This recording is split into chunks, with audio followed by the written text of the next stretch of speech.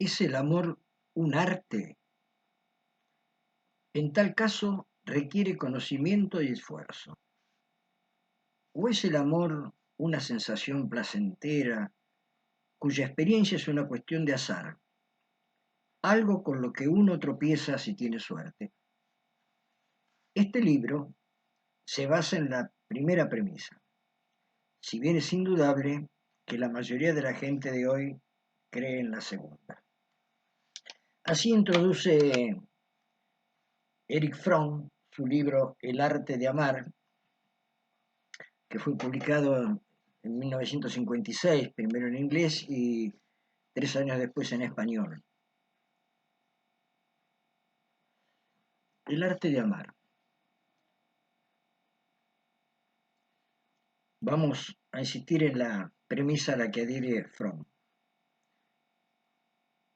Dice, si es el amor un arte, en ese caso requiere conocimiento y esfuerzo. Y en esta ocasión me voy a permitir reemplazar la palabra amor por la palabra pensar. Y preguntarme, compartir la pregunta con ustedes. ¿Pensar es un arte? Más adelante, volviendo a Erich Fromm, dice lo siguiente. El proceso de aprender un arte puede dividirse convenientemente en dos partes. Una, el dominio de la teoría. La otra, el dominio de la práctica. Y agrega, pero aparte del aprendizaje de la teoría y la práctica, un tercer factor es necesario para llegar a dominar cualquier arte. El dominio de ese arte debe ser un asunto de fundamental importancia. Entonces, me pregunto, ¿pensar es un arte? Y si lo fuera, implicaría, siguiendo la línea de reflexión de Erich Fromm, un conocimiento teórico, una práctica y como tercer factor considerarlo algo de suma importancia.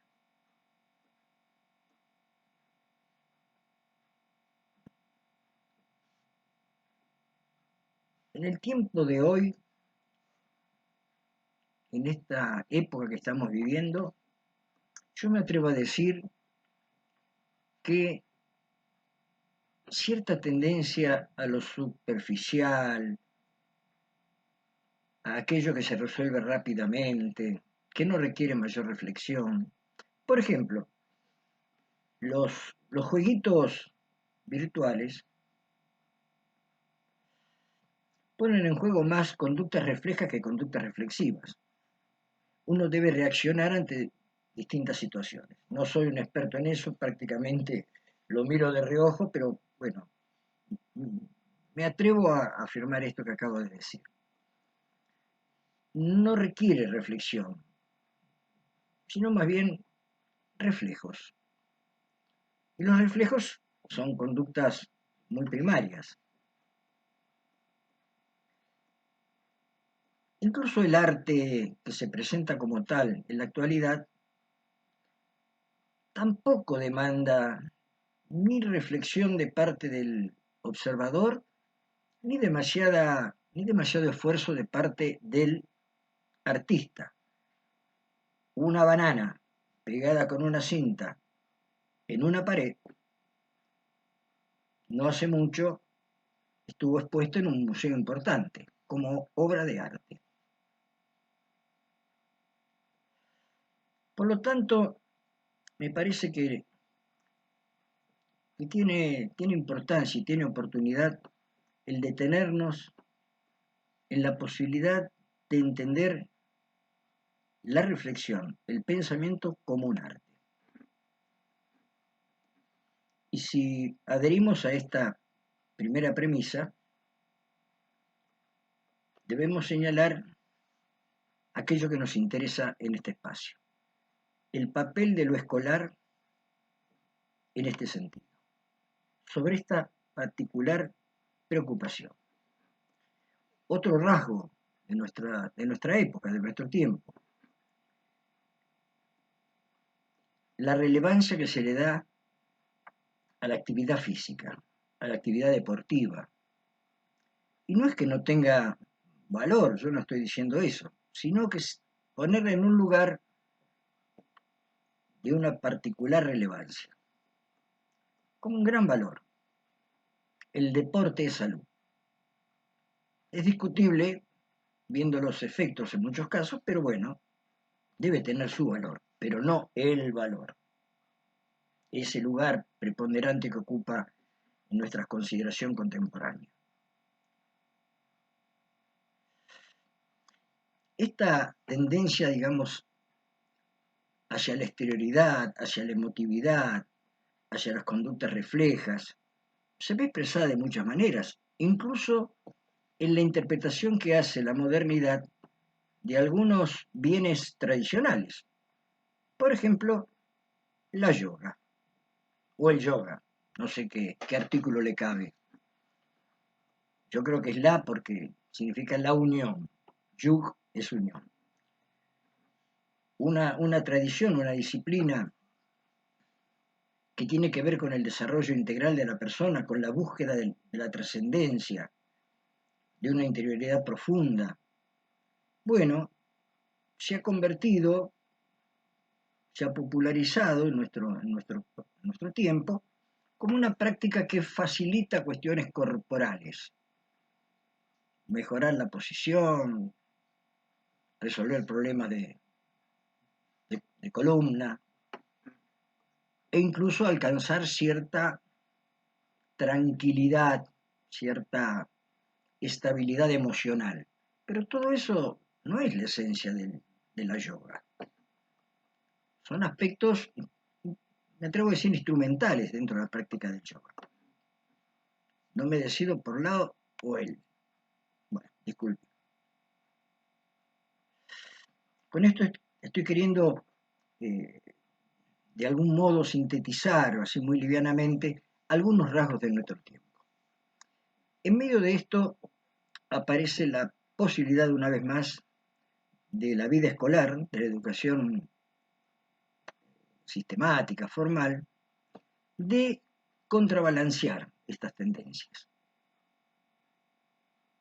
Y debe decirse con toda claridad que el primer aspecto a trabajar con toda decisión, con toda dedicación, con la máxima atención en este camino hacia el pensamiento como arte, una vez más lo digo, es la enseñanza de la lectura y de la escritura, que debe aprenderse por ser una técnica. Y como debe aprenderse, debe enseñarse. Y esto es responsabilidad inexcusable de la escuela. Enseñar a leer y escribir. Ya lo desarrollamos en otra ocasión. Pero no solamente en el aprender a leer y escribir en cuanto a instrumento está la técnica misma, sino que en la lectura y en la escritura suceden dos cosas. Al leer uno está accediendo a ideas de otros, a lo que ha dicho otro y ha puesto por escrito. Y esto tiene un valor muy importante. Pero además, al leer y al escribir, uno piensa, uno reflexiona. Por lo tanto, acá hay un primer paso en cuanto a lo que dice Fromm, la técnica del pensamiento. Hay un primer elemento que debe trabajarse seriamente en lo escolar, dándole la importancia que, al menos yo creo que tiene. Pero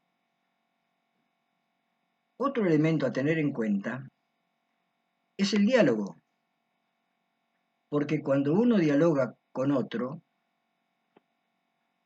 se expresa y para expresarse debe pensar, y cuando escucha lo que el otro dice, debe analizar aquello que ha escuchado y por lo tanto también debe pensar. Dedicarle tiempo a esto, para mi gusto, es fundamental. Otro rasgo de nuestra época es la velocidad. Todo debe hacerse rápidamente, inmediatamente, velozmente. Por lo tanto, como se dice en el ambiente futbolero, es necesario parar la pelota, dedicarle tiempo a esto de pensar y dialogar con aquel factor que ya hemos señalado, esencial, que es el escuchar. Y además hay un componente ético. Cuando uno escucha al otro, vuelvo a decirlo, le está dando importancia al otro, le está reconociendo una entidad, una presencia, una dignidad que hace a una cuestión ética, que tiene que ver con los vínculos, que tiene que ver con la vida en sociedad.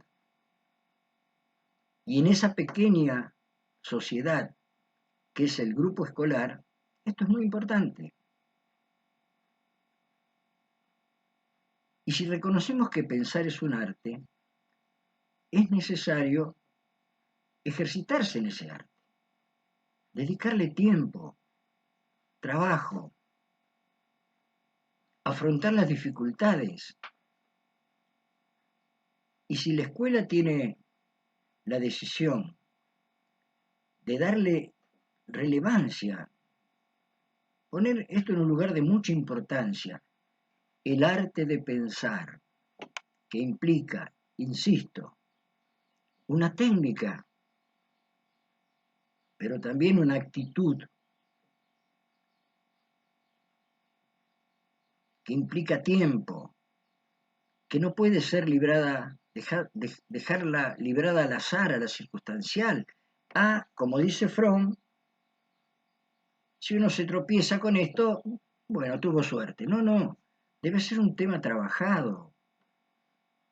De alguna manera, lo estamos viendo a diario, las respuestas reactivas ante distintas situaciones, en muchos casos violentas, porque lo reactivo muchas veces implica bueno, justamente como la palabra dice, una reacción intempestiva ante una situación sin que esté esa situación mediatizada por la reflexión, por el análisis.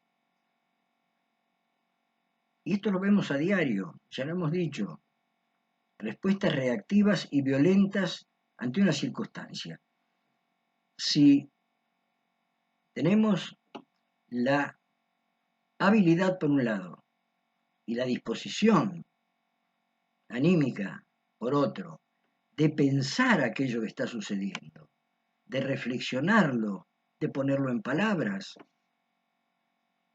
bueno, estaremos aportando a un tipo de relación vincular, interhumana, mucho más saludable.